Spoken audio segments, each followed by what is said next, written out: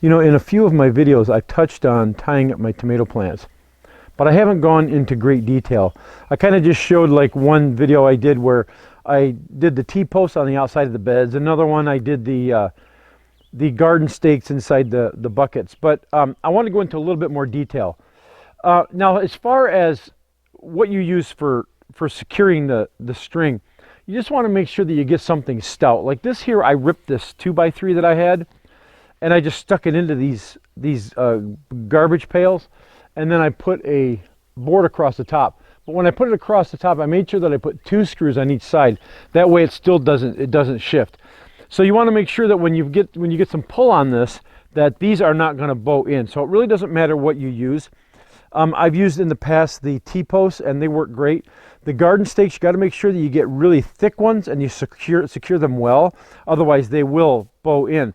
But you can just go out into the woods and you can grab some nice long sticks, you know, branches or something, stick them in, and then put a board across. Really, it doesn't matter what you use here to secure the string. So I'm not going to go into great detail in that respect, because it doesn't matter what you use. I wanted to focus more on how I secure the plant itself with the string, not so much on building these, because these are they're simple to do. You can just kind of use your own common sense. So let me bring you in closer and I'll show you how I actually secure the plant itself with this string. Okay, so to tie up these plants, I use these little plastic clips.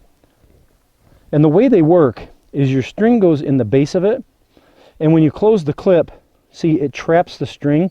But what I always do is I always make sure that I still tie this, because if you pull real hard, it will slip out. Okay, so I've got it tied so it won't slip out.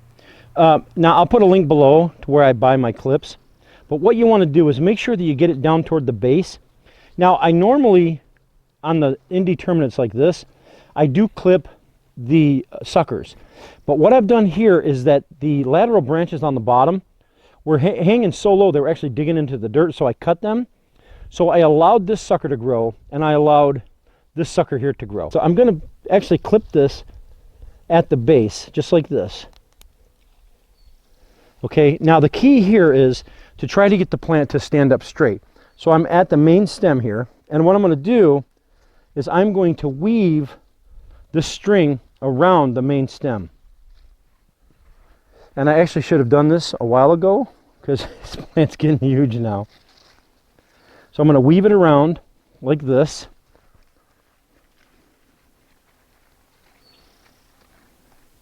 So once you weave it around the main stem, watch what happens when I pull up on this. See how the plant stands up? It's leaning just a little bit, and when I pull on it, it stands up. So basically, I'm forcing this main stem to follow the string straight up. And I want to continue, as the plant grows up, I want to continue to weave this main stem around the string. So that's how I make sure that the plant is nice and straight. And see, this is one of the ones that that I have on top of the fence here.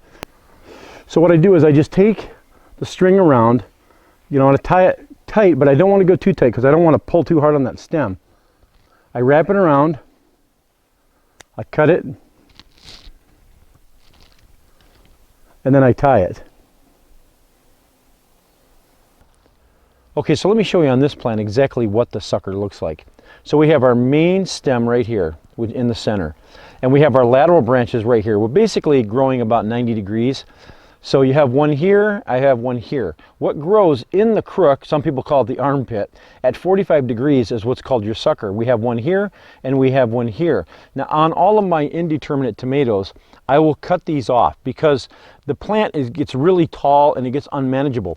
These here will grow out and they will produce fruit, and on the large plants, they just become unwieldy. They're just unmanageable.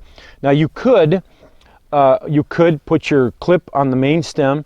You can put them on any of the suckers that you want to keep, and you can tie them up that way, and you can manage it a lot better.